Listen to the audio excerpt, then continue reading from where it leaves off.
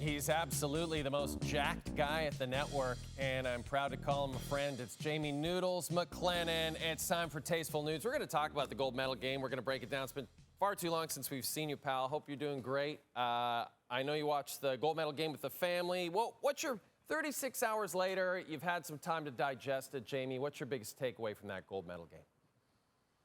I was telling you off air, I was certainly sad to see that Canada lost because I was pulling for them. I was pulling for Connor McDavid to win a gold, and a lot of guys who had not experienced that outside of Drew Doughty and Sidney Crosby. There were a lot of first-timers there. So I was sad in that way, but it was a fantastic game. And I don't believe there's a situation where you need a hockey summit, because if you look at it, even if you want to dive into the analytics side of it, the expected goals were 6-2 for Canada. Connor Hellebuyck was brilliant. He stole the game. But you have to give Team USA credit. They were resilient. They got the goals when mattered. And, people are going to argue 3-on-3, yes or no. In the end, you had an opportunity right there, but you fell short and you take the silver home. But I felt a little bit sad waking up this morning thinking, Canada has always been a hockey country, and I still believe it is, but we're going to have to be a little bit more determined to go and get the gold back 4 years from now. And we haven't stopped hearing from Matthew Tkachuk. We just heard from Matthew Tkachuk as the U.S. men's team landed back in America from Italy. What is your take on the Tkachuk brothers at the Olympics, Jamie? Obviously they love their country, and who could fault them for that? And, we always say there's not enough personality in the game, and they've got personality, or at least they're trying to. Are you sick of hearing from these guys, or do you think overall they're actually quite good for the game? I think they're great for the game. I think if you are not a fan of the Florida Panthers and not a fan of the Ottawa Senators, then you're probably tired of them. And certainly in Canada right now, frustrated more with Matthew because of how Matthew just shoots from the hip.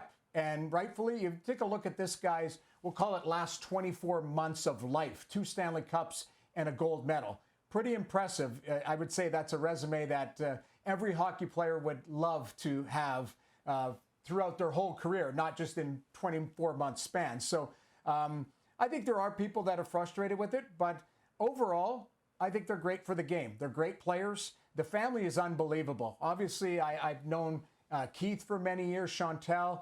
I cover the Ottawa Senators for TSN Regional. Brady's a wonderful person. I've known Matthew from my Calgary connections. So I know the family. I certainly would stick up for them, but I understand the frustration when it comes to the Tkachuk, especially Matthew, and the way that he does fire the barbs. He's the type of guy, and both of those guys are the type of guys that you want on your team, but you hate to play against, because certainly Matthew loves playing the villain. And right now, he's got all the ammunition to be the villain because he can chirp, and he's backed it up with wins. He has. And then conversely, you mentioned Connor McDavid, who was so brilliant in this Olympic tournament. People couldn't stop talking about the fact that, he's the MVP of the tournament once again, but doesn't come up with the championship in the end. Very similar to the first round of the Stanley Cup final. There's a growing narrative about him not being able to win the big one. What's your take on that? I think this is a team game, and you can look at it in a lot of different ways. The fact of the matter is, yes, Connor McDavid has lost in 2 Stanley Cup finals and now in a final in the Olympics. So he hasn't been able to get over the hump personally to have that type of hardware. But this isn't golf, where it's just a one-on-one sport, one versus the field. It's not tennis. It's a team sport. And if you look at it, yes, it was heartbreaking to lose in 7 the first time around in the Stanley Cup final. To me, I thought that was the most heartbreaking for him because we'd never seen Connor McDavid lose in a scenario. And I thought they'd storm back after getting down 3-0 in that series. And arguably, Bobrovsky had stolen a couple games. So Edmonton thought they were in pretty good position. They get to Game 7, they come up short. That was the first time I think a lot of people realized, hey, McDavid didn't get his way and didn't finish the job. And then the next year they lose in 6. And then this situation, you lose in overtime. It's unfortunate. I feel bad, but this is not the end of Connor McDavid's story. I think at 29 years old, there's still lots more runway. I think he believes he's got a good team in Edmonton. They might have some tweaks here at the deadline, and maybe finishes the job this season. But ultimately, this is a guy who's determined to win. I do believe he will get it done at some point. Unfortunately, the last couple of years, he's come up on the short side of the stick. So I don't look at it as a narrative, but the reality is he does have to get over the hump. It's more when you're talking about legacy. All the top Mount Rushmore players have not only the personal hardware, but they do have the Stanley Cups and the gold medals to back it up. Let's talk about the fact that you didn't have Sidney Crosby in the gold medal game. You didn't have Josh Morrissey in the gold medal game, Jamie. You also didn't have Brayden Point. Do you think things are different if those three players are healthy and playing for Team Canada Sunday morning? I mean, you'd like to think yes, but I would argue that Team USA has injuries. You look right through the tournament. I don't like to use them as excuses, but Sidney Crosby, this guy at 60%, if he was in that lineup, I think he might have found a way, if not to break through, but to inspire. And let's be honest, again, if you just remove emotion, Team Canada was fantastic. When you get 41 shots and you create a lot of chances, I can think of 5 10-bell chances that they had on Connor Hellebuyck. Now, he did get some fantastic luck as well. 99 out of 100 times reaching back with that stick, it probably goes in for Devon Toews.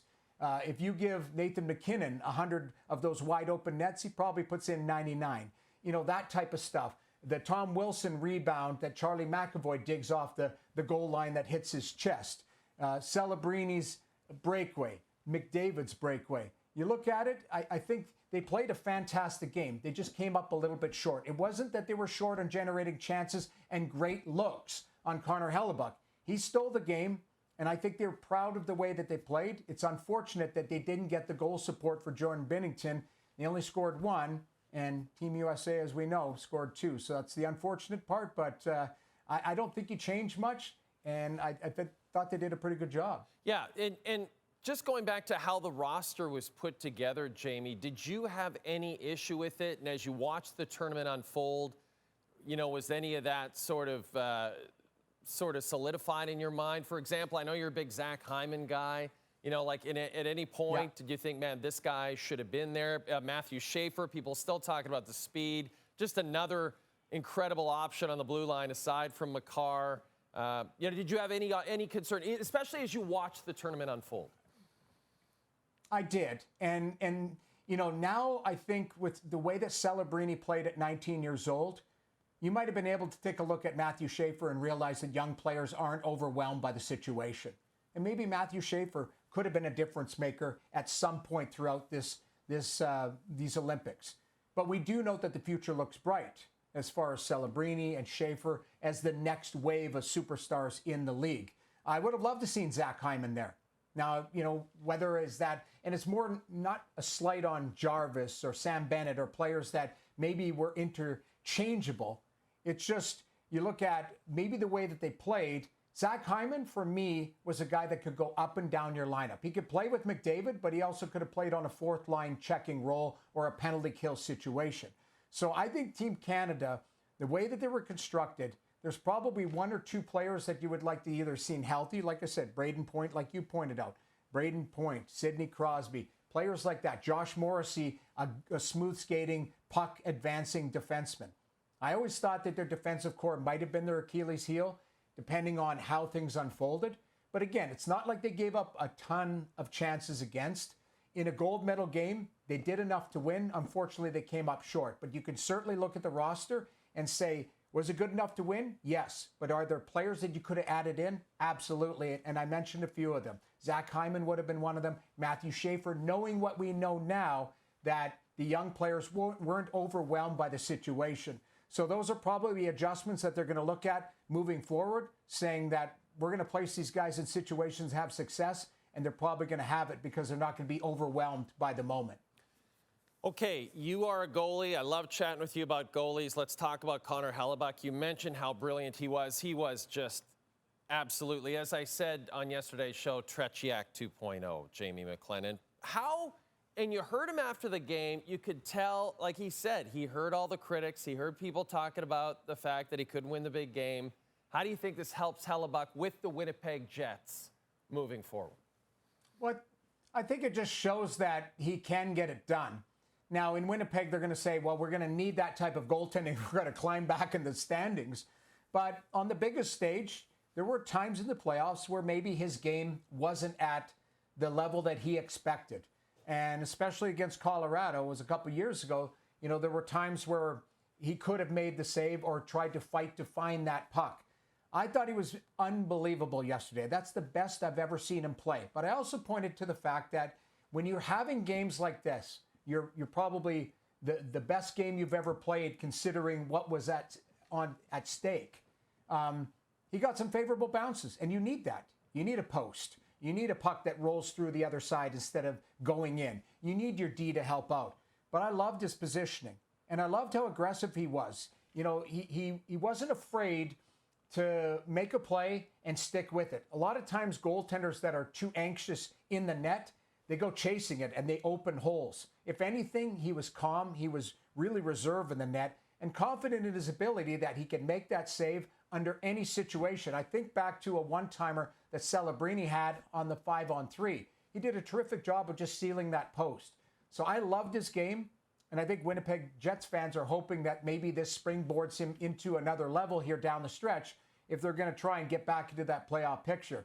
But Connor Hellebuyck has shown that he's a top-tier goaltender in this world. That's what 2 Vezinas and a Hart Trophy does for you, but now an Olympic gold. And the narrative for him is he can't get it done in big games. Well, he just showed everybody on the planet last night what he was capable of. And maybe lost in that game, Jamie, was just how good Jordan Binnington was. And really the whole tournament, Jordan Binnington was absolutely terrific. For all the talk that we all had going into the tournament about Canada's goaltending and should it be Logan Thompson, Binnington got in there, took control, and was absolutely sensational right up until the very end when he unfortunately gave up the game-winning goal. And in the end, kind of proved, Jamie, what we all know about him is he loves to play in big games, and he's better in big games. So if you're a team that's actually a potential Stanley Cup contender and you need goaltending help, would this tournament make Binnington more enticing to acquire at the upcoming deadline?